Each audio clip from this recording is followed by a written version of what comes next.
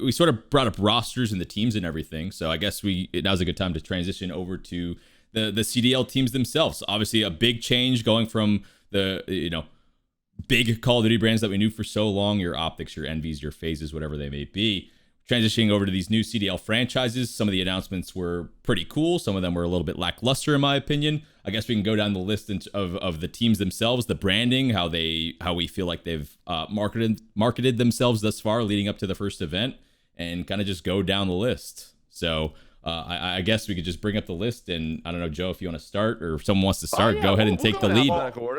Alphabetical order. I mean, we can just talk kind of generally about content. I mean, the content's been kind of ass across the board, though, hasn't it? Like, has there been any really that good of content out of anyone?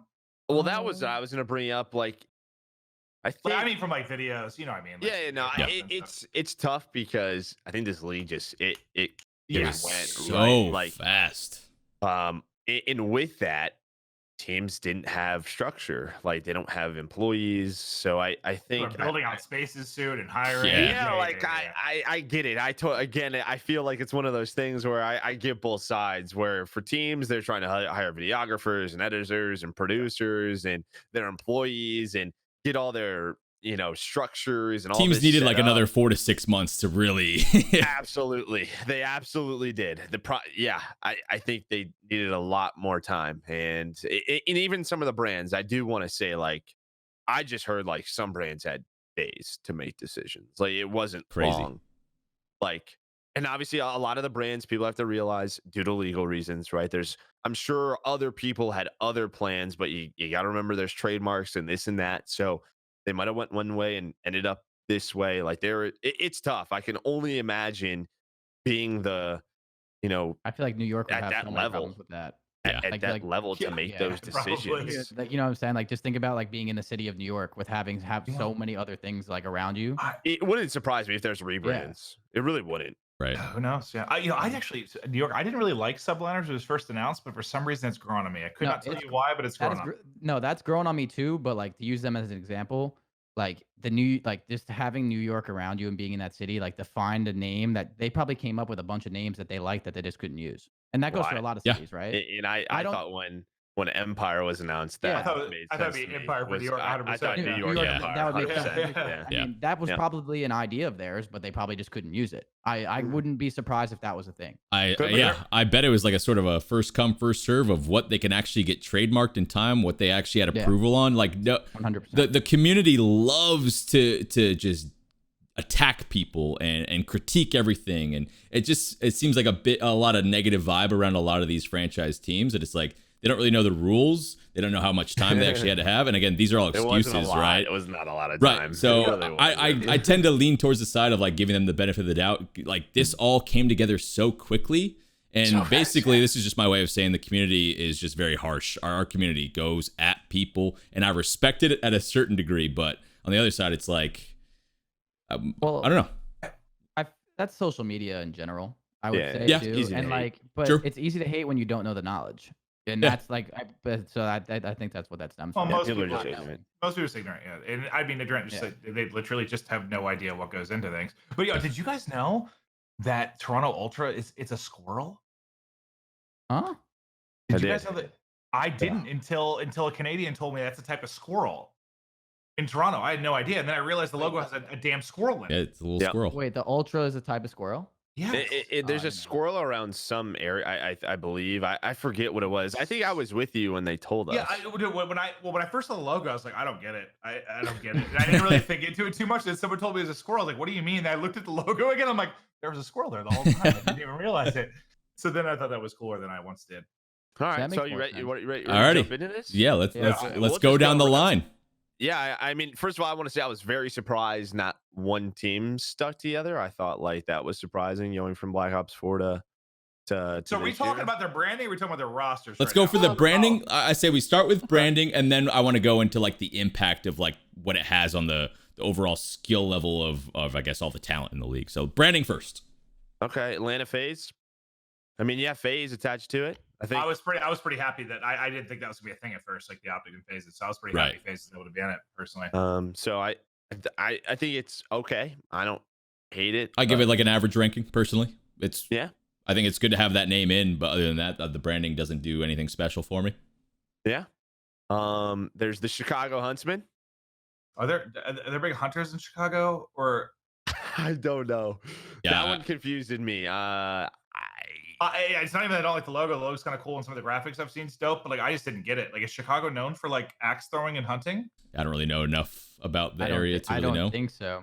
I don't believe so. I really don't. That's gonna be a brand that, like, if you know Hector well enough, obviously, like, I think that's gonna become cooler over the Not that years. you need to, like the Los Angeles Lakers. Like, what's well, it's because there's the Lakers and they were like, I don't different. but But, but I don't know. I think that's gonna something that's gonna grow on people more and more and more. Like, I think No, it's a cool name. It's just no. That was my first thought was like, do they hunt there? they may. No. Yeah, they may. We had the Dallas Empire, which I think everybody's is up there. I think Dallas did really, really well. The fact they got the NB and the logo and stuff, I thought was cool as shit. Yeah, that Empire was, I think, my favorite. Everything was first announced for sure. Second favorite for me for the Empire. Yeah. Yeah, they handle everything pretty well. Florida Mutineers. I think this one's growing on me. Again, I think I'm gonna give them bonus points because they tried to do something with like the sea and in Florida. I think it's cool. Like I'm giving people props for trying to find something, not the Chicago Huntsman, because like we just talked about. I get the Mutineers. Maybe we're being ignorant too. Maybe there's something famous. Maybe we are, but as far as I know, there isn't. So yeah, Mutineers is growing on me. It's growing on me.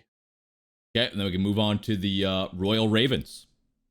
Thoughts on that? I just really like the logo personally. I don't know why. I just think the logo is cool. I like the logo. And dude, just think about like birds. Like, dude, how many bird teams in the NFL? Like 17. Like every league's got to have a damn bird. That's just part of. You guys know my thoughts on this. All this reminds me of is Captain Falcon from. This is a bottom one for me, dude. Like, it really is. Like, I don't know why I like it. I just think it's a cool logo. I think like I think there's like ravens around like a tower of. That's like why it is like a Tower of London. I guess like my other side of it, it's like I feel like some of these other logos just scream like esports gamer merch. The Royal Ravens, I don't know. I could see that logo not really giving off that vibe as much. Maybe you can disagree with me, but no, I actually agree. I when they came out with their merch when they first announced and everything, I actually liked their logo. I thought they did a good job like coming out with the some of the stuff they came out with. So this is like not cool. It's not my favorite by far, but I like it. It's a little bit above average for me. Yeah, I like it. Yeah. Okay, so LA Gorillas. I would just fire whoever did that. I immediately got Spider-Man into the Spider-Verse. Yeah. All right. With Gwen. Yeah. I was like, I don't like it. Someone watched Netflix that night. It was like, I actually think like the hoods up thing, like they could do some cool stuff with that walking out. Like I could see some like cool stuff with that, but like the logo itself, like, yeah, that does nothing for me. I'm not a big fan at all. I'm sorry. Please don't kill me. Whoever's involved. Minnesota Rocker.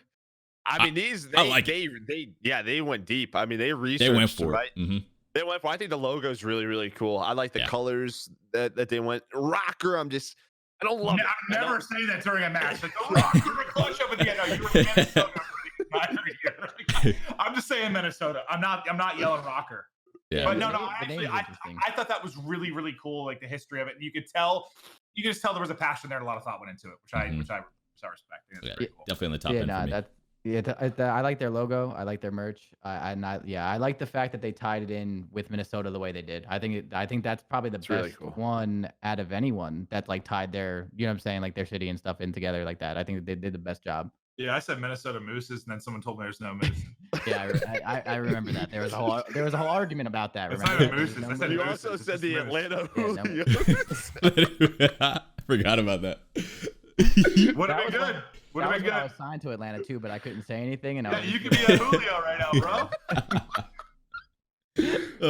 The New York Subliners. I think another one where like the subways, obviously, New York staple. I appreciate that they went for, being a part of the city. Not in love with the logo. That's it for me. The logo stinks, but I like the whole NYSL, NYXL between Yeah. Overwatch and CDL. I thought that was really cool. Yeah, it's very smart. The funniest thing about everything with New York is the fact that Doug Sensor Martin's graphics guy leaked the logo by like working on graphics for Sensor live on stream with the package before it was announced. That was the funniest part about all that for me. That was pretty funny. How stupid can you be? Amateur hour. Terrible. Yeah, I'm on the same page. The name, the idea, absolutely dope. Logo doesn't really do it for me either. Then we go to Optic Gaming LA. Optic Gaming LA. I guess with Optic Gaming LA, I'm happy Optic's still very much a thing. I was part of that for a long time.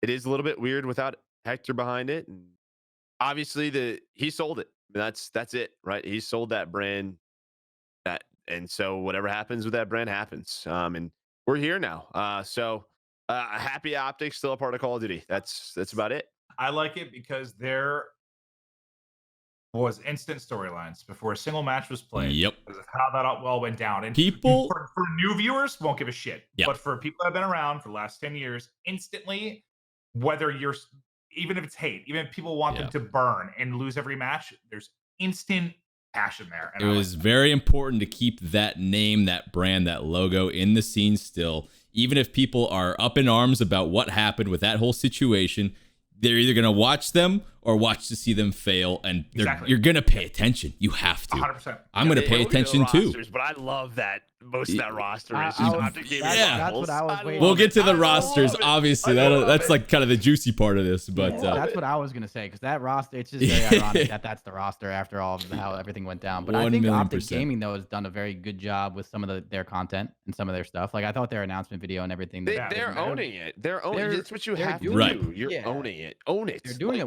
good job considering the situation that they got thrown into. Yes, but they have done a good job with some of that stuff. Wait, what about the dash?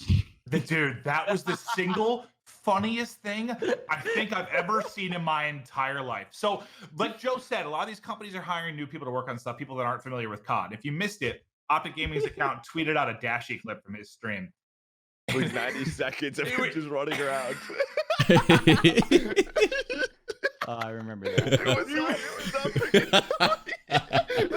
She got like one kill. It was the worst. it wasn't good. What was the caption too? Like, oh, dude, it was. I can't remember, but like, from dashing up. I watched it. I was like, where? You're like waiting for it. Yeah. I texted Eric immediately. He goes, "What?" He goes, "For fuck's sake." But they're owning it. Like like Eric sending us like messages, like their like group chat is like fake Optic. Like they know the environment that they're in, and it sucks. Self-awareness is great, man. But like, dude, even like their Instagram accounts, every tweet, it's just fake Optic, fake Optic, fake Optic, and I'm just like, hey, own it, 100% own it, own it. It's still interactions, right? Yeah, I don't know. Yeah. Okay. Paris Legion. I don't mid-tier for me. I don't like the logo, but I like the name. I 100% agree. Like the name of the Paris Legion could not. Fine name. The logo is nothing. I have no attachment to that logo. Nothing. I agree with that. Yeah. Yeah. Seattle Surge. My favorite. Is my number one. My favorite for sure. Yeah. It's creative. It's cool. The colors are dope. The colors are amazing. Like, you kind of hit all aspects. Kind of similar to like the Empire. Like you could tell a lot of thought went into it. Very creative. I don't have a negative thing to say. It's awesome. Yeah. The Trident, you're right on the coast, right? Owning that again. So, yeah, really cool. Up. Good job, Seattle. Toronto Ultra. Thought it was real stupid till I knew what it was, and then I still think it is. I don't like it. Could not be. This is dead last. It's a squirrel. It's a squirrel. Is anything in Toronto or there's gotta be something. You got all of Canada. You got all of Canada. There's no other team in Canada. Go on, just give me something else. Wait, I'm going with that they had something else in mind and they couldn't get it. That's what I hope. Like, there's gotta. This has got to be. Let's go. It's got to be like a second or third option, right?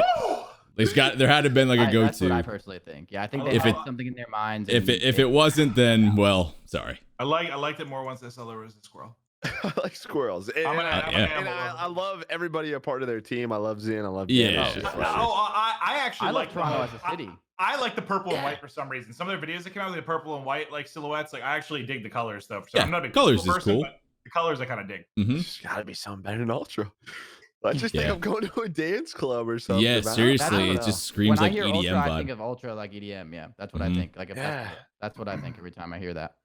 Yeah. Yeah. Okay. Got through all the brands.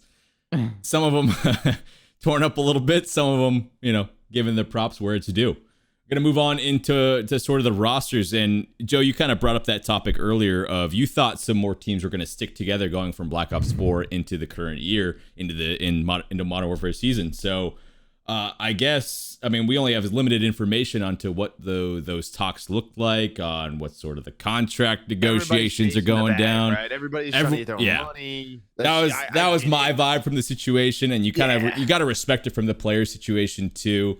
Their eyes lit up. They're going for the super max. They're all calling it, right? So I totally get why. Together, I actually didn't think anyone would sit Well, together. I just maybe like more clusters of people, like even Right. like you got your Simp and That was the Beezies. surprising part for me. Yeah, But like not even like I don't know, like just like The teams that had bigger crazy success, groups. like you would think they would try to, make more of an attempt to keep that success rolling a little bit further. You're gonna have such supreme confidence. You're gonna have so much more. You really have to change much on that United World Championship roster. Maybe one or two if you really wanted to nitpick it. But so I mean, it was surprising to me. So This was also the first year. I actually had to talk about this the other day. Like you had a clean slate to make any team you want, Yeah. right? You could have went for superstars, you could have went for veterans, you could have went for rookies, like whatever you wanted. So, and I hate to say it, but friendship too. It's like some players want a team with their friends. Some people don't like getting up time. Some people do. Like it. Like seriously, that was a priority in some of the people's choices. I guarantee it. Had to have been. That's a big thing too. So that's why I feel like that's why I didn't expect too many to stay together. Well, this might be one of the first years too where, correct me if I'm wrong, but with a lot of the teams in the past, salaries weren't that big in the sense that there wasn't that much of a gap between the players on a team, right? Like maybe on like the high end with like an optic or something, but they were all pretty close. I would think this is the first time where it mimicked real sports more to the sense of like your superstars got paid like superstars and you got some guys that were paid less. And I don't know that for sure, but I would think that was the case. that's sort of some of the numbers. There's definitely some teams I think that work together to get around each other. Well, yeah. I think that's a fair assumption for some teams. It depends. Like, that's also the type of person you are, though. Like, how much do you want to win to who you're teaming with? And some, even like if you're a superstar, will you take a little bit less to get the better guy on your team, even though you probably could be making a lot more somewhere? I mean, that's all your value and your priority. I think that there's a lot more. I mean, there's just a lot more to these. No, it's definitely no. You're 100% right. Being as like a player before too, like this is you see like differences in salaries for sure, like between a lot of players, but. Like, I just think it really comes down to like priorities of players and what they wanted.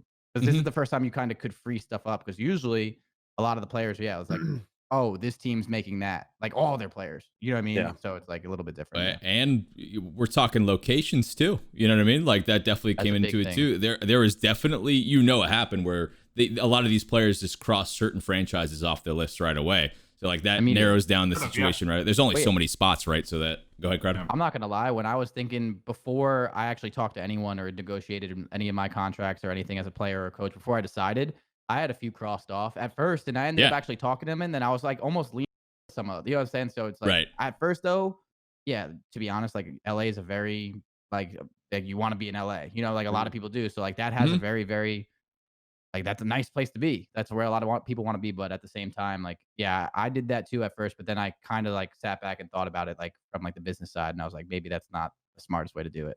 Yeah. But some players might have obviously not done that at all. So I'm not sure. All right, ready to jump into this? Let's go for it. I think there's gonna be some teams we probably just breeze over. I think we go the opposite way. So I think let's start with Toronto. Let's start with the Ultra. Let's go for it. When they first got announced, I think we all just thought they had 10 starting players. I mean, I'll go first. 10. I think this to me. So with the old format, I think this like teams like them in Paris made sense to me, right? Very long year, 10 players, 10 solid players. You have a clear cut captain in Looney, it seems like him and Methods are going to try to figure out a 5-man roster. Right. But it was going to take time. Like to me, this was a team with the old format, that the first, 7-8 weeks, we were going to throw out a bunch of different 5-man rosters for starting matches and saw what clicked. And then maybe a third of the way through, midway through, you have your 5-man that you're comfortable with, and you try to get a wild card spot and try to make a run for playoffs. Like this was we are going to figure this out as we go. Experiment, get the best 5-man team to make a run for the title. That's what these 10-man rosters say to me. But now with the format change, nerve-wracking because, like we said, 2 matches, you're done, right? Yeah. So they're gonna have to figure it out quick. I think there's a lot of talent, especially with there's a lot of ways to take perceive this situation. I don't know a lot of these guys on the roster too well, and it's going to create a lot of volatility, a lot of uncertainty. It could, because if you feel like there's someone ready to take your spot, if you have a bad map, a bad series, like you said, 2 games and you're out. What if you don't start the rest of the year? If you have one bad series, you might not start the rest of the year. That's scary. That's going to be in the player's head. However, on the other side, for those players that are not starting, are they being a good influence? Are they going to be like a sort of player coach? Do they have a good head on their shoulders? I don't know these guys well enough to know what that environment's going to look like. I don't like it, is my initial thought. Competition usually makes things better, dude. Not if you only get a chance to scrim one map in the year one series. Are all 10 players going to get a good amount of practice time on that team? Yeah. Nope. But if no way. Any major sport, anything, like there's backups that if they perform better than you, they're going to take your spot. Like I don't think that's new to anything. No, I agree with that. Definitely happen. But are those subs going to really elevate their level enough?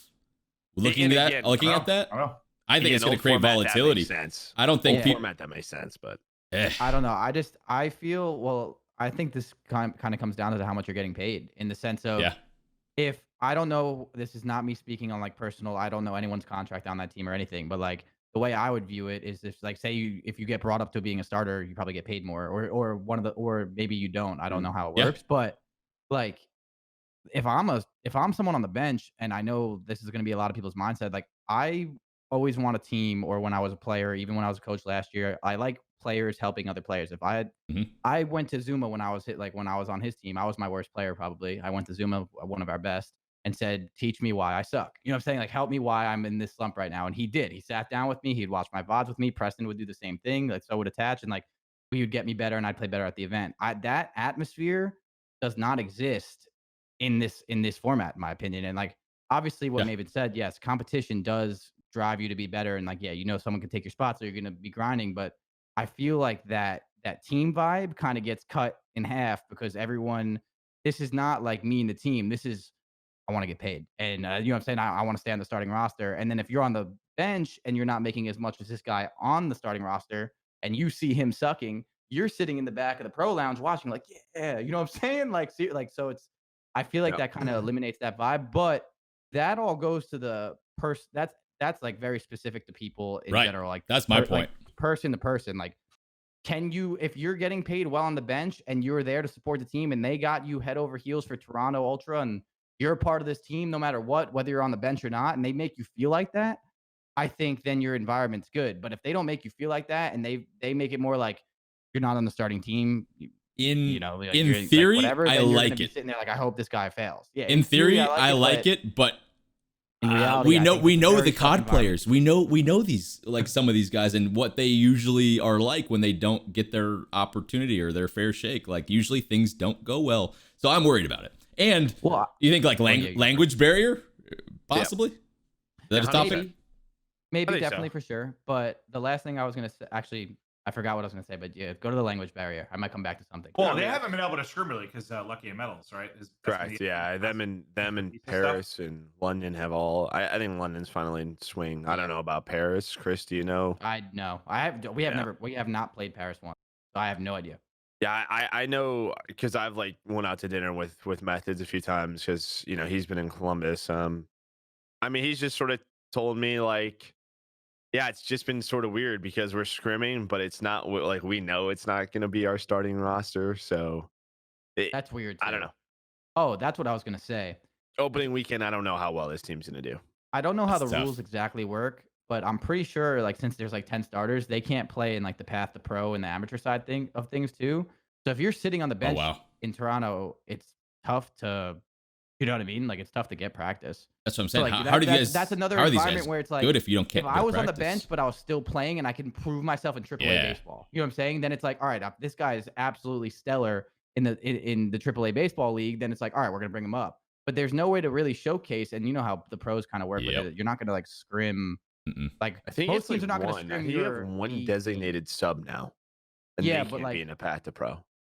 are you sure? Because I don't know how the rules like with the Switch. I'm a little confused. But if they can't be that the path whole to thing pro. is Yeah, I mean, like, I don't really I'm know. actually Yeah. genuinely confused. So if that's the I know thing, there's then been I a feel few like that changes creates with that it. environment that makes it very hard for them to be like, yeah, I'm going to sit on the bench comfortably because you just can't do anything all year. So it's Yeah.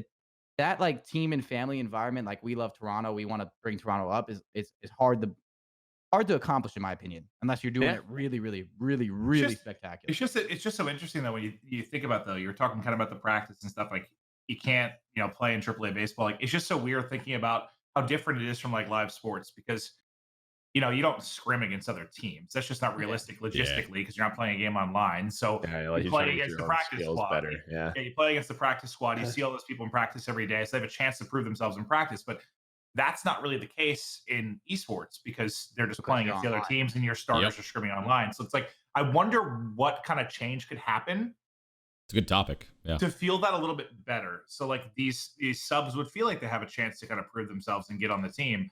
But I don't really know. I don't know. It's I'm just not tough. sure. Like You you don't would need to have a 10-man roster. You'd and have to have a league. practice squad, like a legitimate Or, practice yeah. squad, because like Like a if 5-man you're one of full the out. if Imagine you're you can't like, hey, you can't scrim other teams. You That's- can't practice against other yeah. teams. You have to practice within your team. That might just be something they'd have to do, which I Right. think is a little weird just based on the history of COD. But how else would you do it? But- Unless you had to build a that- practice team to be the team to get you better. That is who you fucking practice against. and that raises two questions. know. What's your skill ceiling in that situation? Yeah. Probably not that high. And two, Not as high as in their current situation, if you're one of those 2, 3, maybe 4 players that aren't able to scrim for 2-3 months, you're not probably No, it's going to play weird. very Yeah, good. yeah. It's so hard. Yeah, You're going to fall that's the behind. answer. It's hard, just man. cool to think about that. It's cool to Yeah, think yeah. about the I'm difference. totally see what you're saying. Yeah, Yeah. it's something to think about for the future, like what the differences are there. You would just need them to be able to play in the path Yeah. to pro and like show off and like when they go to the path to think- pro, if there's a tournament, Yeah. and this guy on your team is single-handedly carrying your amateur team Yeah. or you know what I'm saying, your B team or whatever you want to call it, then it's going to be like, all right, well, if this guy on my current team's not doing very well, we can't go out and buy a player, salary caps, and a bunch of other stuff. We're Yeah. going to bring this guy up. But like, you need to have like a platform to show yourself. So the reason they can't play, it's all around like pro points. And it just screws it I up, or- don't. I'm not think too so. sure, so I Yeah. don't want to go too far into that. But Yeah, that's the issue. It just makes Yeah. it very hard for that environment that I It feels said like there's before. got to be a way to like find a middle ground more, but I won't. I don't. No, I'm sure in 3 years there will be a way better. You know what I'm saying? Right. I'm sure Yeah, there's going to be. That's we're what I was working gonna with it. say. I was gonna say Kinda like comes back to what we said like before in the podcast. right now, is there enough good players to do that? Maybe not. In a couple more years, more rising talent. Maybe that's a thing. I don't know. Yeah, the only problem with that is what if it expands, right? Then that rising talent's on a starting team, and we have a That's different conversation. expansion, God, right? Just Exactly. never expand. Just 12 teams. I've been wanting All 12 right. teams forever. Give me my 12 teams. I know we're gonna expand, but give me 12 good teams, and I'll be a happy camper. I agree All with right, you. anything else on Toronto? I Mm. mean, I think we're good. I Spent a lot think of time they'll on it. find a good 5-man team, but they definitely have it's the gonna talent take to make a some good time. 5-man team. Yeah, They definitely have good players. On the team. I'm Like, sure out the of those mix 10. is there, but it's just the Yeah. circumstances, take really. time. It's my thing is the environment there Mhm. is a little scary. Okay, let's move on. all right, Seattle Surge, an interesting one. Yeah. Ton of vets, world champions. I think the. Sorry. Yeah, go ahead. Well, I think Yeah. the first thing that stood out to me when I saw this team, when you think of the last you guys can tell me how many years. Let's say like last 3 years when you had what E United last year. Let's say TK the year before.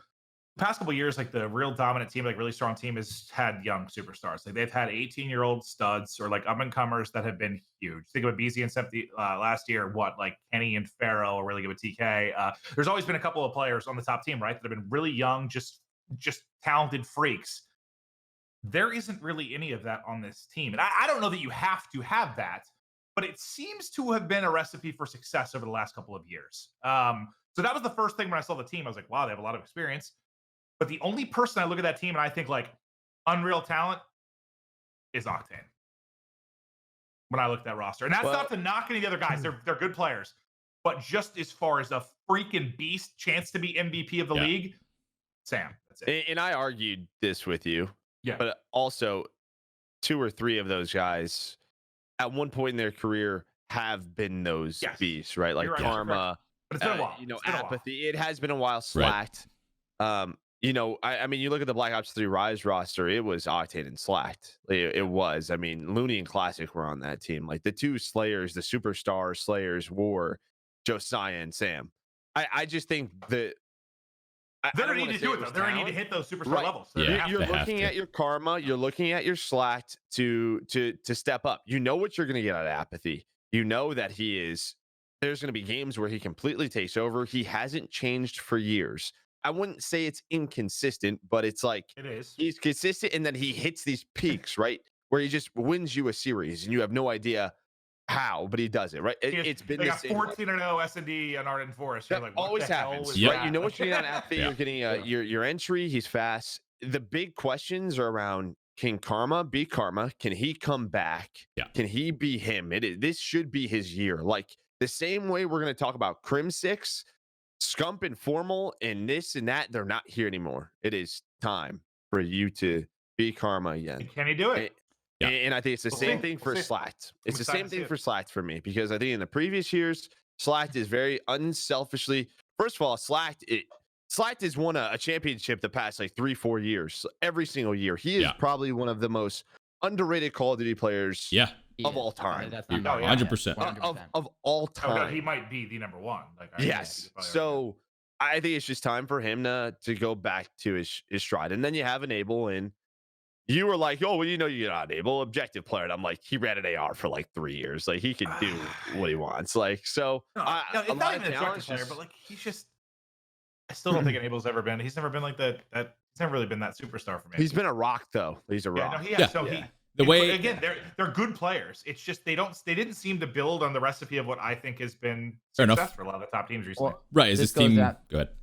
No, you go first. I was gonna say, for me, it's the 2 wild cards. I'm kind of going away from what you're saying about Apathy, Joe. I think it's gonna be up to Apathy and Karma. Those are the wild cards.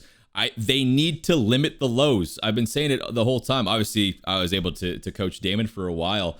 You can't have those horrifically bad games. Whatever causes those things to happen, those are unacceptable in Call of Duty nowadays, where you have those games where you're getting, super low single-digit kills, like going 5 and 20 in a hard point or something like that. There's no reason for any player to like have games like that nowadays. So if those 2 players, it's because he was like first in, right? Yeah, so exactly. Cool. No, yeah. So like he should be in a completely comfortable situation and role on this game and on this team. Like he is going to be able to do what he wants to do. It's his time to show up, and I think you need a really, really strong S&D out of Damon. He needs to be like sort of, take over a shot call or anything like that, but Damon's so smart, but he's not super vocal. He's not super vocal. He's creative, he's smart, but will those things that he is able to do in game translate to the team? It's going to be, he's got to like be super creative for them in S&D. It's interesting that you said that, because S&D like hasn't entered my mind for these teams,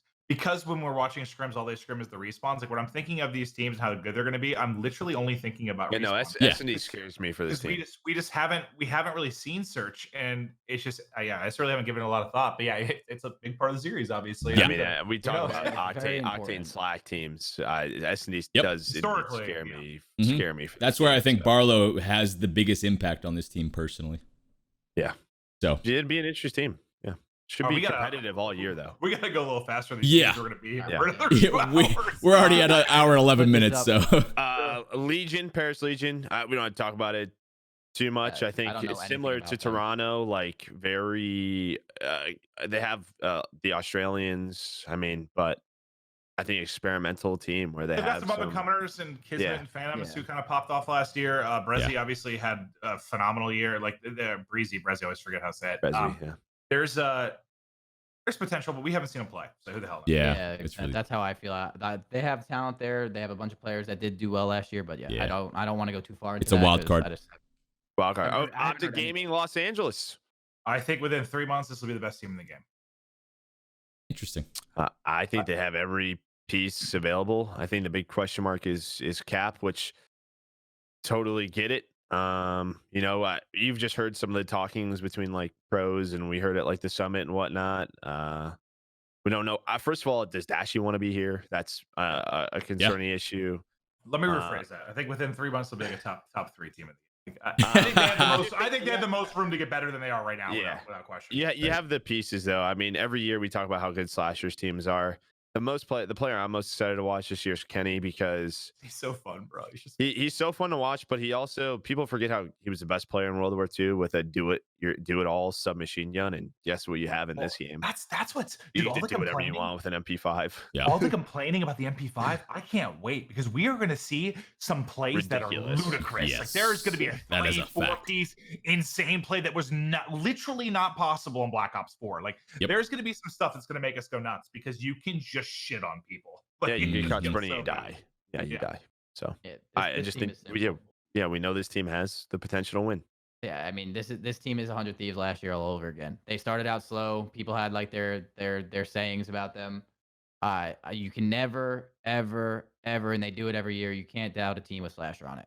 You just The past 2 years, his teams have been favored to win champs. It's like a Yeah, matter of well, time, and right? It was 100 But Thieves. Matter those of time. teams like he started like even Envy and IW. He started off slow. Envy kind of sucked in the beginning of the year, and what did they end up with? What they get first, second? You know, like it's you. People just like to doubt Austin, and I'm not even his coach anymore. But you can't doubt a team I with don't. him on it. I don't do that. That's I don't doubt it There are either. people that don't think they're going to be good. And I'm like, what? Dashy's on this team. Wow. It's They a might matter- not start- right. They might not So- start off. So They won't, this they is won't, this but is they can- obviously yeah. I have a good POV, with Tej and Dashy. I think Dashy is gonna have to change his mindset a lot on this game and on this team. BO4, he would do whatever the hell he wanted, right? This game's different. I think he's gonna have to fall into more of a role and not expect to put up as crazy stuff he was able to do in the last year. You would assume this team's going to be phenomenal in S&D, you would think, right? Yep. Too. So I think Should that's be. going to be a strong suit for them. Respawn might be a work in progress for them for the time being, but I think over time, I completely agree. Like how is this roster not dominant eventually? I agree. Themselves, that would be the only thing. Yeah. It's like they implode internally. Other than that, like, yeah, you overlook S&D too. People are talking about scrims. You're talking about Hardpoint and Dom. If they are very, very top tier at search, they're going to go a long way no matter what. So, Yeah. Yeah. Agreed. All right. The New York Subliners. Who wants to start? I'll start. You probably Go should. ahead. That's actually one of the few teams we haven't seen scrim yet that I really need to. So I'm curious to kind of hear your thoughts. I mean, I've seen them scrim like other teams as well. Like they're a good team. I think they have a lot of underrated talent on their roster. I think like you obviously have Zuma and Attached, and they've been talked about for years, and they're still great players, and they always will be. But I mean, Donnie and Zero, and like I think they have a lot of talent that people kind of overlook. Overlook. Not really Donnie, because Donnie was he got his fair share of stardom last year. I mean, he's Yeah. an amazing player, right? Right. But like I feel like this team, when this team formed, not a lot of people at first were like, "Oh, 5 superstars on one team, they're going to be amazing." But I honestly do think like if they get their roles down and they get like, you know what I'm saying, like if Tommy and Lamar, I think my biggest thing would be Lamar and Zuma, like, or Accuracy and Zuma, like kind of clashing a little bit in the sense of like leadership and like making sure he's Yeah. doing the right thing. But I think if they get that down, I think this team is very overlooked. I think this team will improve throughout the year, and especially even like with Lamar, his teams do get better as well. He's a really good leader, and I think this team has a lot of potential. Just whether or not they hit it. Can I ask a question? I mean, you know more than I do. Didn't Temp and Accuracy just hate each other? No. I talked to Looney. Looney said something on Hot Mic that made it sound like that was the case, but it wasn't a personal thing. He just didn't like playing with him that particular title or something. Like it wasn't as big of a deal as it got made out to be by whatever comment Looney made on Hot Mic. I remember when I talked to Accuracy and Temp about it. It wasn't that big of a deal.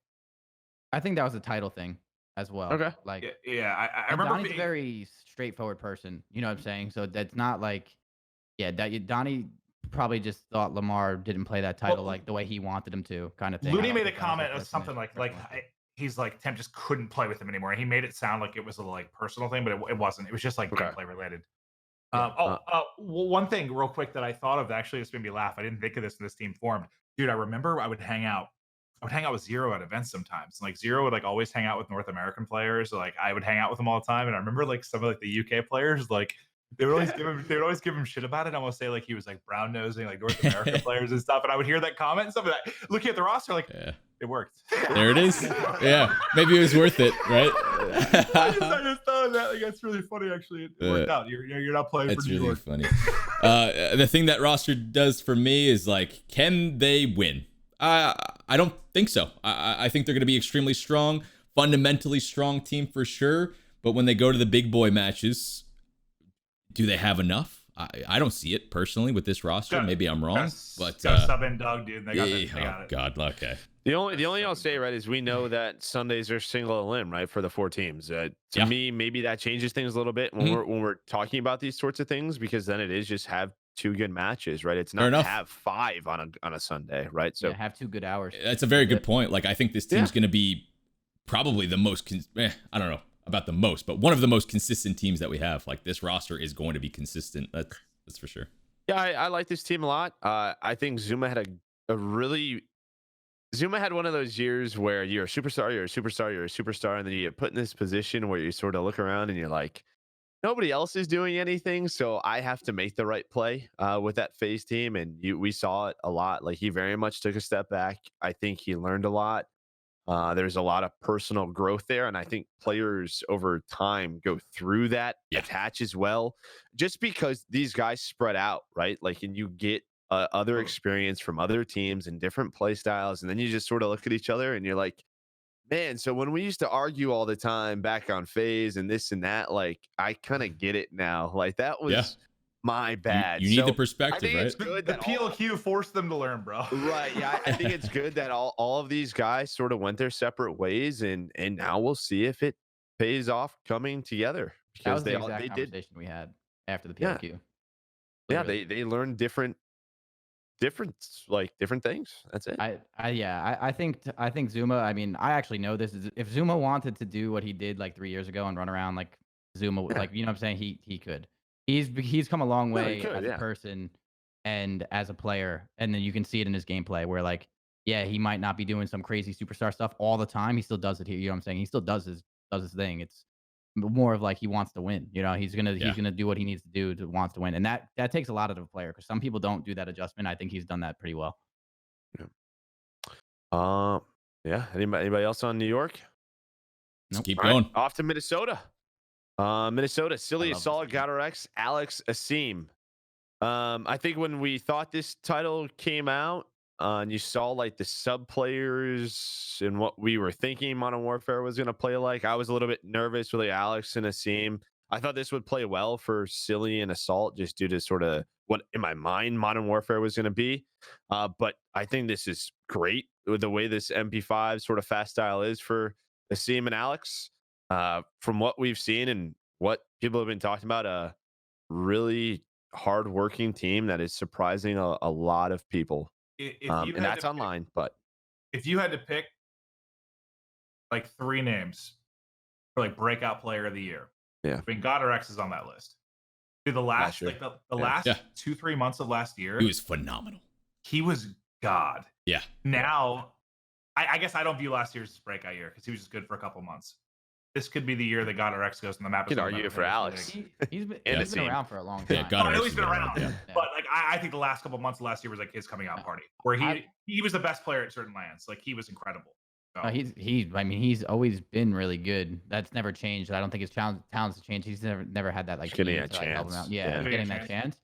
And I mean, I love this team. Obviously, I'm biased with Asim or Asim. I've called him Asim for 5 years, but like, it's just. This team has a lot of underrated talent. I think Alex is so overlooked. I thought he was so good on Unilad in World War II. I thought he was really good last year too. He's got a lot of untapped potential. But this team is super hardworking. I think when this game got announced, everyone kind of brushed them to the side, like, all right, this team's not. When that original trio got announced, I was like, But I don't know. Honestly, like I've seen GodRx play in scrims. I think he's really good. I think he's like overlooked as well.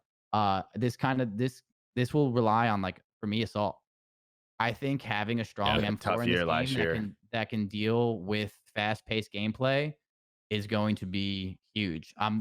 He has it in him. Obviously, he's been the MVP. He has had those moments, but he's going to have to do that with this team. And if he does that, I think this team will have a very, very good chance of winning this year, like at an event or two if they do it. But I think it's my eyes are on him because I think the other guys are really, really good. And I'm not saying he's not. It's just I think if he performs really well, this team is in a really good spot. They're really underrated in my opinion. Deep, you know what you said, like limit your lows for Seattle, like that. Mhm. That to me is for silly and assault. Sort of limit your lows, like sort of the same. You can't have Because those assault bottom of was the on barrel that up games. and coming. Like we thought he was the next thing, and then last year was with tough. the ICR, I thought he was gonna be. I thought it was great for him, and I think it was similar to almost like accuracy where just didn't click. The game didn't click with him. Those teams were just awful too. Yeah, Assault's last year's. Yeah, it wasn't like he had like a lot to work with for the most part. He did have Kyler, but like that team was just a mess from the start. Like there was. Well, they had good players, but their performances were just. Silly was great last year. Yeah, Silly was great last year. Silly's not. I feel like Silly doesn't get a lot of the credit he deserves. I think Silly does well a lot of the times, and you hear like Silly's name, and you never think like, oh, this crazy superstar. But Silly's a pretty solid player. Like he's a rock. Like you know what I'm saying? He does what he needs to do, and he does it well. And for me, he doesn't really get the credit. And I feel like a lot of people kind of give it to them. The standout guys, like even going back last year, like Silly was a top performer for a long time. GodRx had that crazy like above and beyond last couple of months, like Clint said. If those two can like be super above average, like at that top level that we saw from last year, this team has a chance to like break into the top 4, the top 3, top 2. Yeah. This team can surprise people. If they go back to that average level, which we've seen from them before, to be honest, I just don't see how a team like this going into an elimination series is going to beat a team like the Surge. Are they proven enough? No, they're not. Like I don't think so. And people might think it's a little harsh, but like I don't see it. To counter what you said though, I think the one thing this team does have that a lot of teams are lacking right now is I think they have the mindset of just wanting to be. I think they have a lot to prove. Selflessness. Definitely. Selflessness. They're not going to get on and be like, they're not going to deal with the same egos that other teams probably have. That's a very good point. They're going to get on and they're going to be like, all right, let's go. Let's get to work. You know what I'm saying? I think it's crazy. I think that's why I want teams like that to do well because I want I want them to benefit from that team mindset. Yeah, exactly. If they had the same mindset as like I hate this game, blah blah blah, like all that BS, I think they would be like a bottom tier team. But I really do think like this team has a mindset that head on their is being shoulders, very overlooked as well. Like they're going hard, they're putting in the work, and they're doing well because of it. And I think they have a lot of people. Like they have a lot of people to prove wrong. A lot of people when their team got announced. I'm one of them. I want to see them do well. I like the attitudes. They're good dudes. They like are careful about what they say. And knowing, I hope they do prove me wrong. Like I can promise you that. Like Asim's someone that's going to get on every day and give it 150%. It's a very very important year for him too. Yeah, like for his sort of breakout. Yeah. Yeah. So I think they have a lot of good things going for them on that team. All right, moving on. LA Gorillas.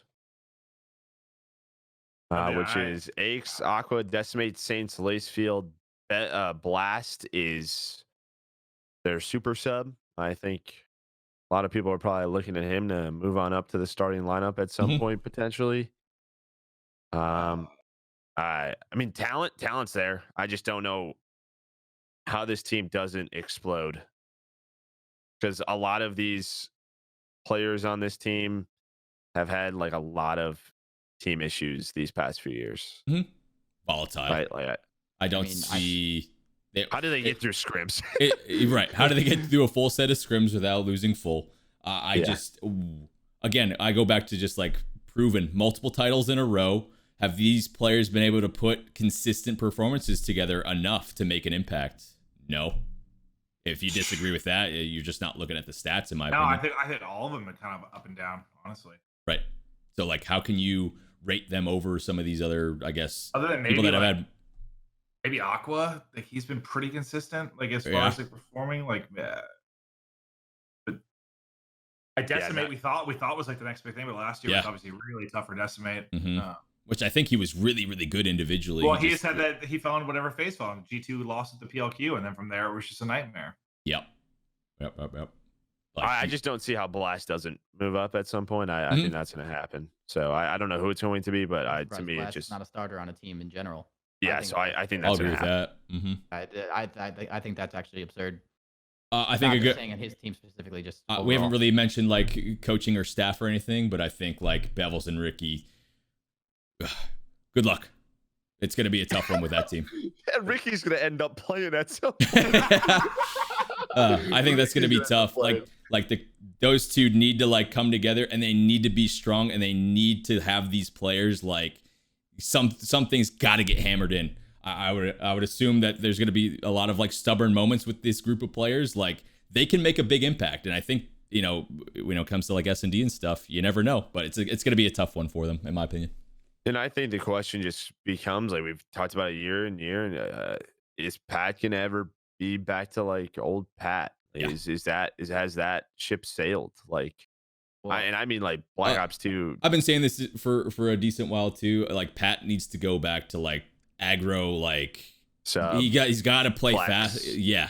Doesn't he always argues that like I only ran a sub for this one. I ran a Remington on. I don't. Ghost, you know what it says like you played with them.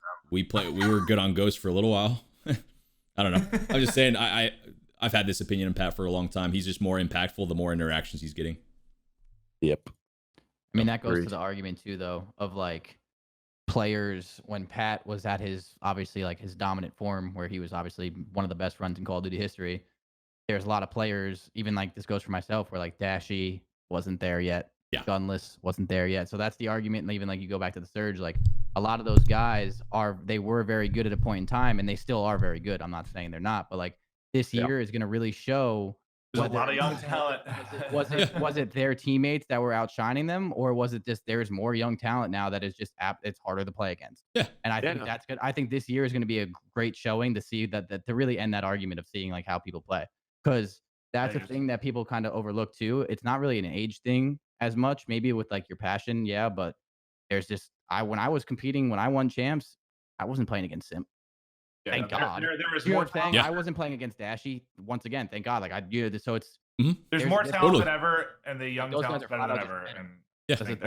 I think it's crazy to think that's. or that's not how I view it. true. I don't know. We'll see. Yeah. I'm How not saying could- those players are bad, but I'm just saying that You can't that will argue the really young talent. They've been so successful. This is the year now to really show whether or not you were kind of getting outshined because you were being selfless, which is a big thing, or are there just better players now? We'll see.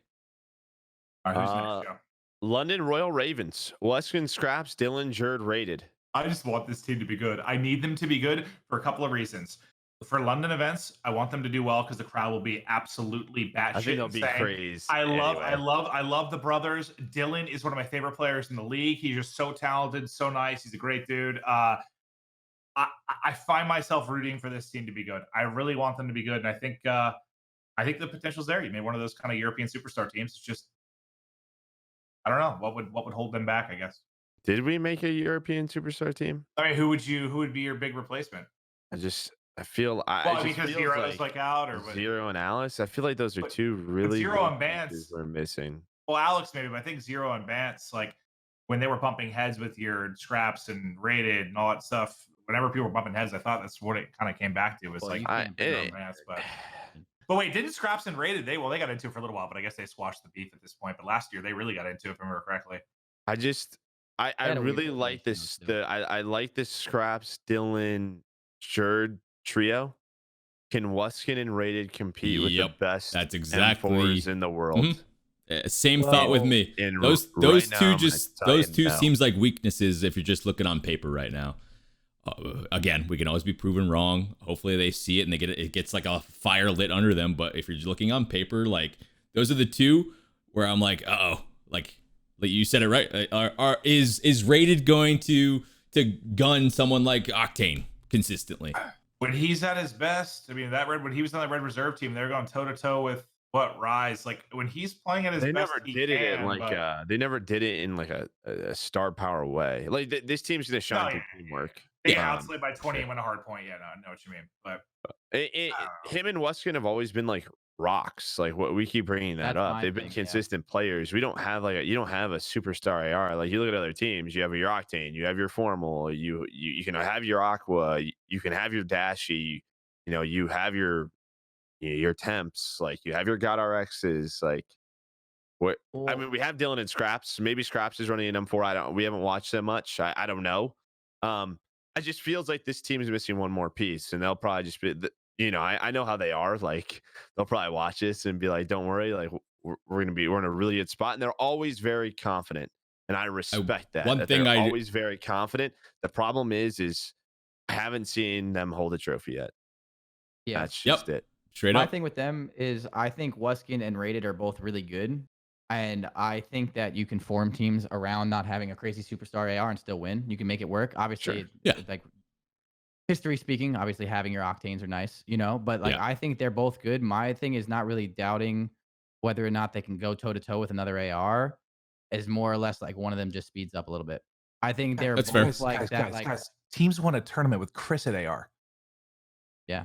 Yeah, And that's Chris is because I good. had I'm practice. just kidding. No, I mean, no, absolutely, no, seriously, absolutely. What? Like, I'm not Yeah. fucking octane. What? Seriously, like, but like, that's the thing is That's a like, good point. Yeah. I just But- want to but take that I chance wasn't- to roast you. but one thing that gets overlooked when I was the AR on that team, people acted like me and Sam just went bunker to cabin wall and just fought each other. Like, Yeah. being Oh, a no, good no, AR is not For fighting sure. octane; it's fighting the other team in general and how you lead your players. But like, I just think both of them are good, solid ARs, and they can easily both win. I just think they're like one of them's gonna have to be like that speed up player of like a little bit faster and not like the Rock. He's gonna have to do a little bit more mobile stuff on the map, and that's if one of them can get that art down, then I think they'll be fine. But Like It you comes- said, I want them to win. I just don't know if yeah, they can. no, I think this They team's haven't. good. They haven't before. They haven't before. They None played of well them. in Yeah. scrimmage at least. I- This I've- team has been playing well. 2 points from that what I I've want to heard bring and up real seen. quick. I'm sure Jerd is just absolutely stoked to play with someone like Dylan. Finally, someone to like sort of Yeah. match his pace. I feel like that's been Jerd's problem for like years now. So I think that Yeah. sort of tandem might work really, really well on that team.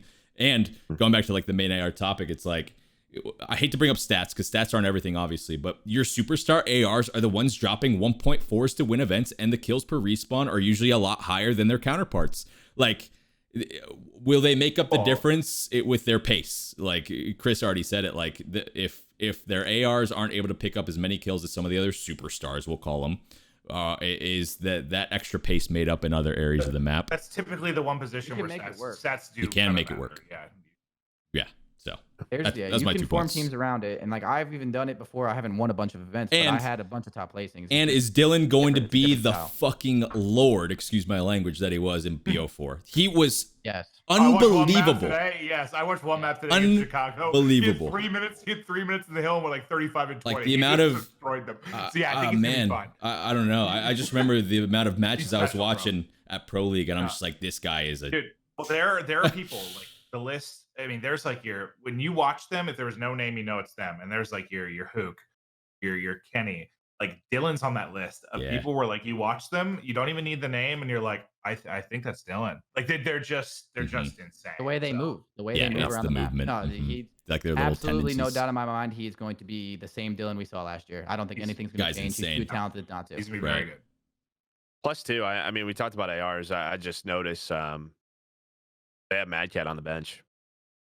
I mean, we didn't see Mad Cat much Yeah. last year, but Mad Cat has been, I mean, one of the most He's- profiled ARs in Mhm. EU history. It's a very good point. You never know.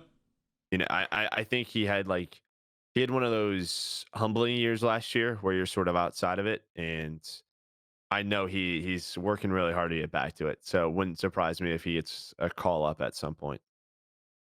Very So. good point. On we go. Florida Mutineers, which is Pristini, Havoc, Mox, Skies, I like this and roster. Frosty.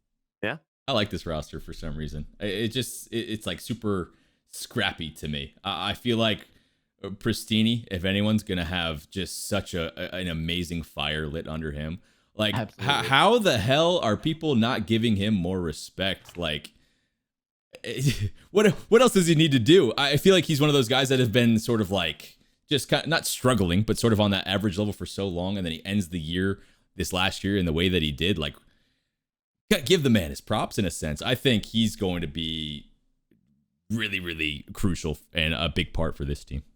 Well, My Pristini- only problem right now is just that we talk about negativity. This team Yeah. is sweating negativity on my timeline. Like, Fair enough. I Actually do not annoying. know if this team likes this game. It is like Mox. That's a didn't fact. know he doesn't like it. I just don't know. I don't know where this team's head is at. But I've I almost agree. muted Mox like 12 times a day. This team has a very underrated roster. A lot of upcoming talent. What we talked about. Gen G was great last year until champs. They have a few of those players. Frosty continues to get better. This team, it's like the definition of potential, and you have a world champion to build off of that. Like Mhm. I would say that Ogre 2 in Florida, they did a pretty darn good job of building this team. It's a scrap team. I think Yeah. that it seems pretty obvious there. Like this is Yeah. one of the ones that came together later in the process. But yeah, you kind of said it. Like I feel like this is the year where we're gonna find out how good Frosty's going to be in a sense, right? Like where to like actually slot him in. And then Skies sort of had a breakout year. How good is he going to be? For on a new title. It'll be interesting. Go ahead, Clint. I just need to see Maniac play a game. Okay, continue, Teep. Okay. Okay. Thanks for adding that, Clint. And then I guess sort of Havoc had like a returning year this last year. Well, he sort of dropped off for a while, right? So is he going to go back down? Is he going to keep us, sort of ascending in a sense? Do I think this team's going to win? No, but the team excites me. I'm very, very interested to see how individuals perform because it's going to make their career, in my opinion. I just hope they're competitive. Yeah, me too, I obviously. think they will But be. I think they will be. Yeah, I think they very much will be. yeah, the negativity is not going to help anyone get better, right? So, I mean, with this team too, you're also overlooking Search and Destroy again. Yes. This is a very good Search and Destroy team on paper. I don't know if they've practiced it. I don't know if they are good at it. On paper. But if you look at it, you have Skies, you have Havoc, you have even Mox is good at S&D. Pristini's not bad at S&D. Like they're like not known for S&D, but they're good at it. And like Frosty with the Snipe. Pristini thing too, yeah, like Pristini's been overlooked and there's not much more he can do. And he won a world championship. He won Miami in back-to-back events. He didn't get any credit, obviously. But it's more or less like if you talk to anyone that plays, like Pristini has a very, very good shot. And he just plays very, very, very, very, very fast. He probably is one of the fastest players in Call of Duty history. Like he does not stop going, but like his impact on the map is felt whether he has a 0.8 or if it's a 1.05. Yeah. That is a very impactful 0.8. And obviously a lot of people see that on the stats and they're like, oh, this guy won a championship with that number. He didn't win with a 0.8, but you know my point. Like he is a very impactful player, and I think he gets overlooked. I think he's very good. He cleaned up a lot of his weaknesses, I feel like, over the past year. My biggest thing with his weakness was he used to get down on himself. I think he worked on that a lot last year, and you saw his mood change and you saw his teams change. So I think his if he has confidence issues now, then like, dude, like you did. No, that's what I mean. I you think proved yourself, man. Yeah. And he talked about it openly on Twitter about changing his mindset, and it worked. And you saw how much better him and his team got together. But I think in general, I mean, we already talked about it. This team, like, please just stop freaking whining.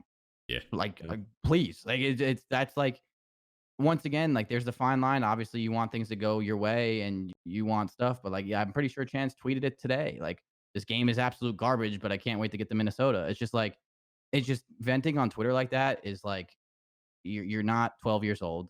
It's just stuff like that just doesn't make sense to me. And like, I'm not saying this as like a personal shot. Like Chance is a great player. That's like, I just feel like some people, like if that mindset like hinders them, and I think they're a great team. I've watched them in scrims. I've watched them play other teams. Like they're a great team. They're good. They're going to be competitive and they're going to be a great team. But I just think that I'll be that guy too. It's like if I saw my teammate doing that every day, it would that's a vibe kill. Man, if I'm that GM or a coach, fine, every day. Yeah, dude, straight up, just be taking your cash. I don't know who is this? Florida, fine. Like honestly, like please just cut it out. Just take the cash. Like, let's get it. Let's get this going. But the only person to me on this team who can do that is like Preston, right? Just because what we just talked about. So like those other four, they need to prove to the world champion that they can win. Right, like it's time to just go to work. Like just go to work. What do you mean? Mox would have won a tournament if his controller didn't malfunction. Just go to work. Yeah, like, let's go to work. Let's move on. Yeah. These next three are gonna be fun. Yep. Dallas Empire, Clay, Shotzi, Hook, Illy, and Cram 6. I love this team because they are one of the teams that seem to really enjoy the game. They're being positive. They're trying to get better. They're not bashing stuff. They're trying to learn to play the correct way. They are grinding. And some of the stuff I hear about Illy, like how much time he's putting into the game. Like, and I know all of us have been a fan of Illy for a long time. I think just waiting for this kid to turn 18 and see what he can do. Dude, I woke up like the day before MW release, and it was like, we got like a day early, and it was like 8 a.m. and it was like Hook, Illy, Shotzi. It was like 3v3 Hardpoints, and I was like, yeah. Like what? What? Play above? Like nothing. 3v3 Hardpoints, and I was like, all right. I mean, that's all I had. That's all I really had to see. And I mean, we talked about sort of Karma and some of these other guys. Their prove it years. They're sort of step up back to old form years. Crim for me. I mean, this is it. Like, this is it's your time to let's see. Are you the robot still? So I don't think it needs. I don't think it needs to be like. Hey, there's so much talent on this team, like young talent. Like I don't think it needs to be old Krim personally. Whereas I think I would Karma like to see it. To be okay, I get that, but like I would where like to see it. I think on Surge where Karma has to be a beast. He doesn't necessarily have to be. I don't think Krim needs to be like with. I don't need to be like. I think he needs to be better than he was last year. Okay, yeah, that's fair. That's fair. And then Clay, I love that Clay probably was a part of the process to say let's go after young talent because how it worked last year. Yeah, it paid out in a couple $100,000. So yeah, I think I'm we know sure what we get out of Clay nowadays. Yeah, this roster, I'm sure when the whole roster building process was happening, and then Clay kind of got the nod on this one, I'm sure Clay was like, "What? Oh my God, Clay was probably just absolutely stoked. Like this team is so solid. They have all the pieces. A couple of things I want to bring up. Their S&D should be amazing, but there's times where hopefully this doesn't come as like a shot to like Ian or anything, but he gets blooded a lot sometimes. He tries to play way too aggro. He tries to do a lot on himself. Like this is a team where you just don't have to do that. Like just consistent performances out of them, and they're out of him, and he's gonna last win. Year with You're completely right. I mean, no, you're completely right. Like, is he gonna fix it or not? And then he's insane. And then same. I love him too. And with Hook, with this roster, if he still doesn't win, is there a problem with Hook? He's amazing. The talent is unreal. We all know it. How many? How long? It's just I think I get what you're saying. I get what you're saying, but I think people always just forget how hard it is to win. It's just so hard. You can be as good as you want, man. It's still so hard to win. I don't know. I get what you're saying, but dude, I just think for how good he is, and you look at the caliber of players. There's so many top players in the history of COD that have never won a tournament, man. Like it's just. I don't know. I mean, a lot of people have won nowadays.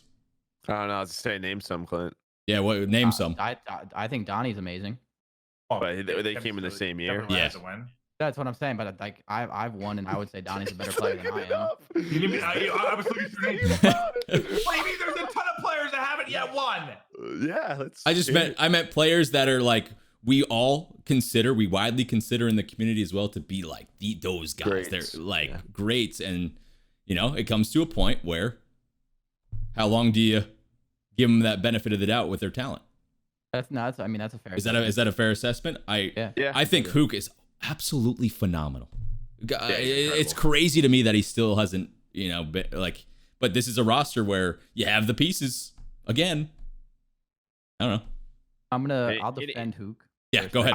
The only thing I'm gonna say is like to me, this is sort of what you talked about with like Jordan Dillon being on the same pace. Like Hook is gonna have someone on the same pace as him as well with Dilly and Shotzi. If not, he may be the slowest of the three, which is insane to me. But yeah, that is wild. I mean, I think that's a fair assessment. The one thing I'll give to Hook that like is kind of tough is I think the one time he really formed that roster to win, it was a Slasher Classic Donnie Temp. I keep saying Donnie. Sorry, wrong Temp. title, but yeah.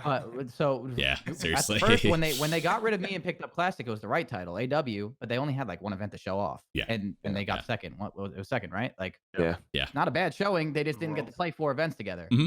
And then they have to take obviously a break. They come back and they make the same super team, which everyone thought was going to be good. Wrong title, wrong mindset. They didn't get along. Like things just didn't. They clashed. They didn't learn the game together, and it didn't work out.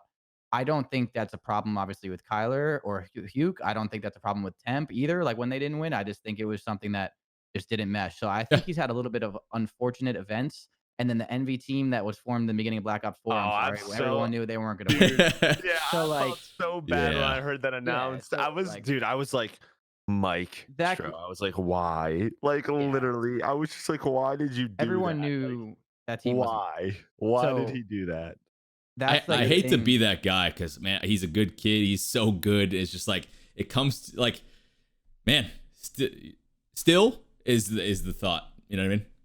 Yeah, I know. I totally see that side. So, but I definitely think if there was one year he's gonna do it, it's gonna be this year. And he has won in Halo, so he can win. You know what I'm saying? He is a winner. That's a good point. Like So it's not like he doesn't like do that or he puts Last under year doesn't pressure. count. Last year doesn't count. But I'm gonna say this for him this year, he is finally, I think, Yes. started out a game with a team that he's really, really wanted, other than the World Yeah. War II, which was just unfortunate. It didn't work out. Right. So I think if there's gonna be a year for him to do it, I think it's gonna be this year for that team specifically. Hmm. Illy and Shotzi. Not saying they're not like you guys know my mindset on this, and most people that watch my stream know it as well. The online on land thing's a bunch of crap. So I don't think they're gonna go to on land and not play well. Shotzi's Yeah. obviously a back-to-back world champion, and so he plays under pressure. He knows it. It's just if they play like if they will do what they're doing right now, and if they show up Mhm. to tournaments and do what they're doing, which I don't think they're not, like I think they'll be fine. They I look think it's going amazing. to be an incredible team. Yeah. They look amazing. Yeah, they have all the pieces. Everything should work. And search and destroy once again. Well, you guys said it, but this Yeah. is it should be a good search It team, should and if be, this is a good yeah. search team, it There- goes a long way. You don't Search see a does go weakness. long way. You don't see a You got weakness. to be good at In the- respawns, but search is very important. We haven't touched on it, but I mean, Clay, we talked about Pristini's confidence. I think Clay's for a little bit may have been like sort of how good am I type thing. Can I win again?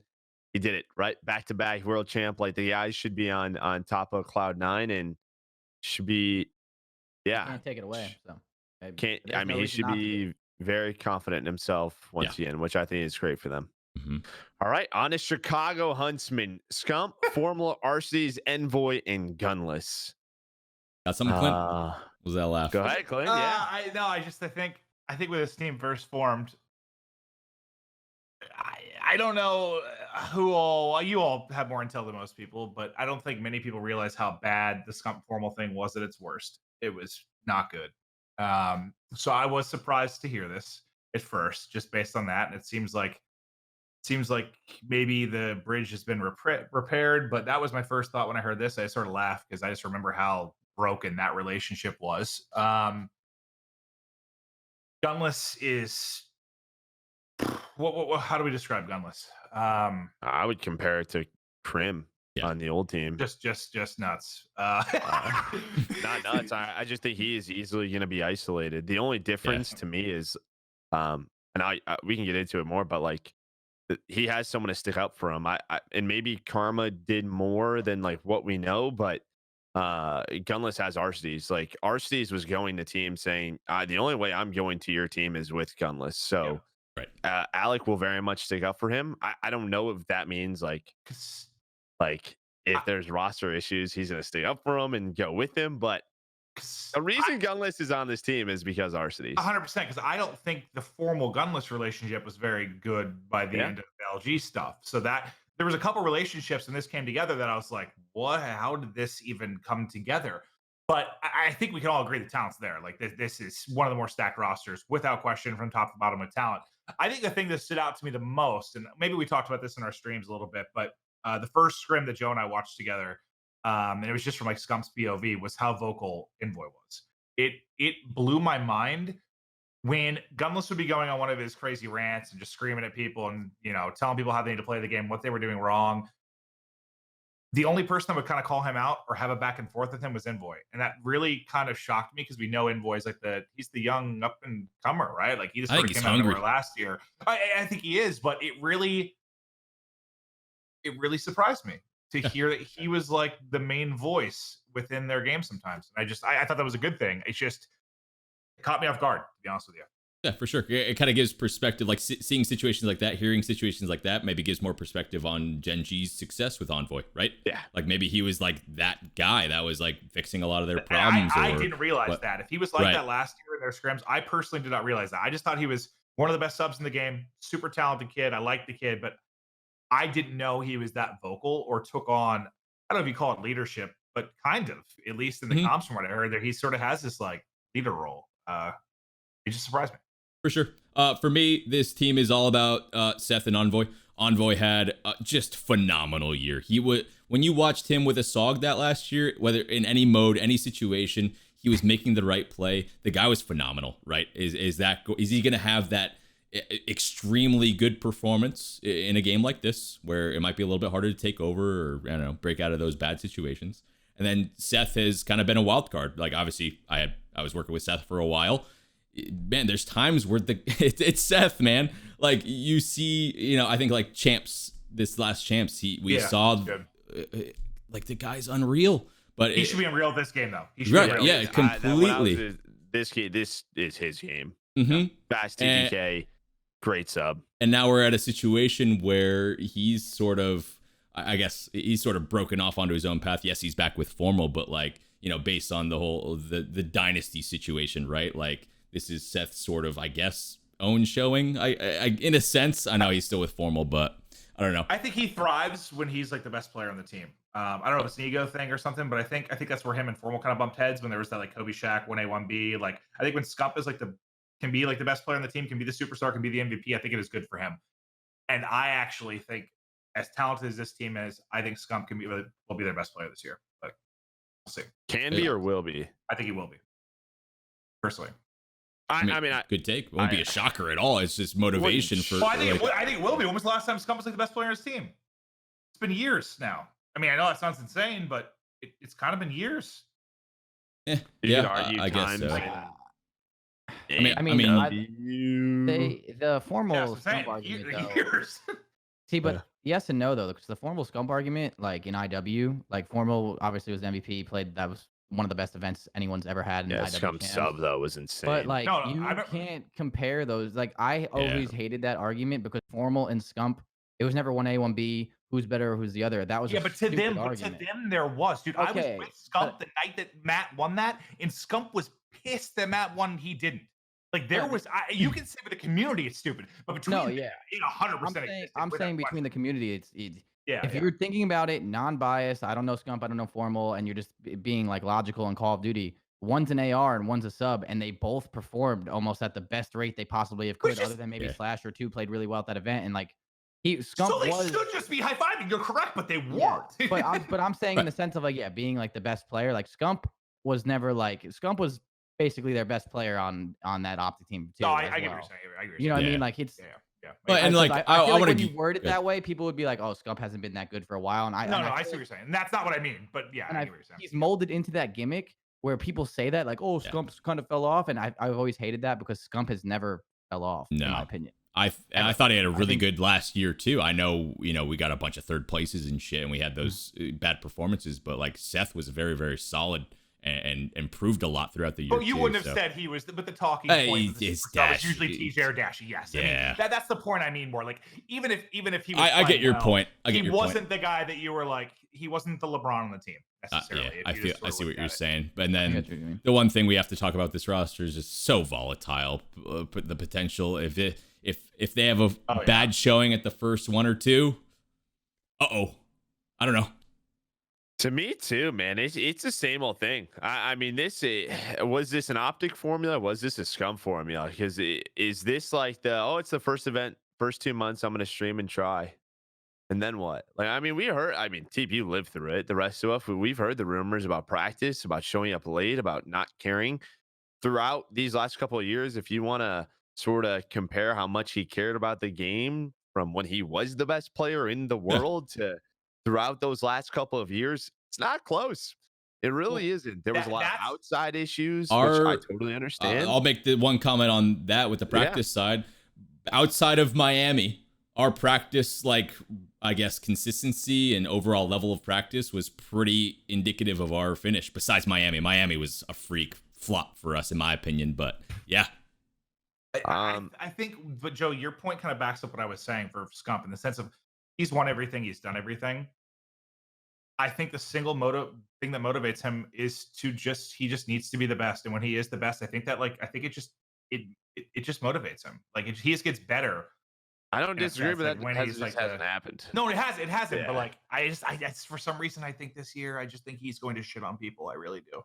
The game's great for him. I mean, we can compare this to like a Ghost TTK with the Vector. We do he it should all. Be amazing. It's great for him. I've watched their scrims. In my personal opinion, I think their best two is Gunless and Envoy. I think those two are insane. But I mean, can Formal and Scump be better than them? Sure. T2P, bro. You know what I'm saying?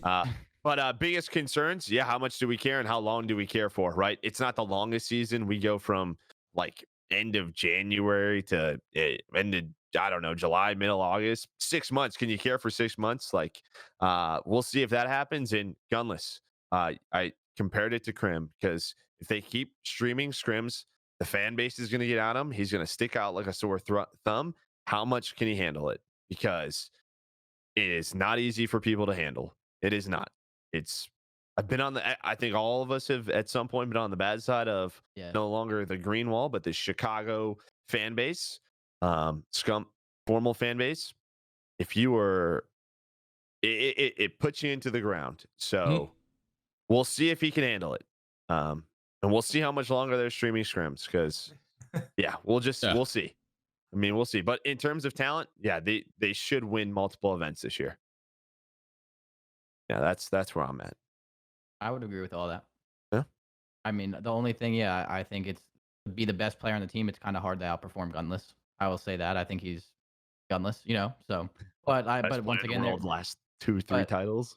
Yeah, but like the way I view things though, as well, it's like they're just different players. Like it's a very different role. So I once again, they can both be the best player on their team because they're both kind of doing something different. But that's obviously a whole different mindset. Yeah, maybe I should have said like best player on the team, but I guess I just feel like no, I know that exactly. Superstar Scump I think is gonna be bad this year. I'm more you're or just less like holy hell, Scump's on the map. Like I just feel I feel like Scump gets a lot of he's not the best anymore, and I think that's ridiculous.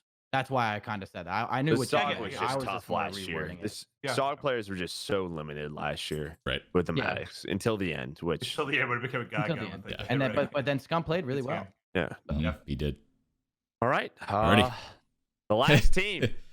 Atlanta FaZe, Abizi, Simp, Celium, Major Maniac, Priesta, and Coach Crowder. What was it, dude? When it first got announced, Joe, I remember. Well, so when we first saw this game, we thought the game was going to play very slow, and you and I were laughing like, "Who the hell's like ARing for this team? Like, how's?" Then it was like, "Who's going to be the leader for this team?" Well, before we knew Crowder was going to be involved, when we just heard the roster was rumored, we had so many concerns at first when we thought how this COD was going to play. Then it turns out, what we thought was going to be this slow-paced COD is the complete and utter opposite. Now it looks great for this team. So the first thing I heard, Chris, I don't know, you can either confirm or deny this. That's fine. Supposedly this was the one team that got everything they wanted. Like this was the team that the roster, each player wanted this roster, and that was it. Like this was their first option. Yeah, like there was that's a very fair assessment. Because obviously everyone else had like contract negotiations, and they were just seeing. Is this the first roster we heard? I was very first roster. I think I heard of a full roster was this one. Yes, well, I announced before them? BC just said who do we want to play with? That's kind of no. Okay. No. But the thing is like it was weird because we didn't form with players at first. We formed with me.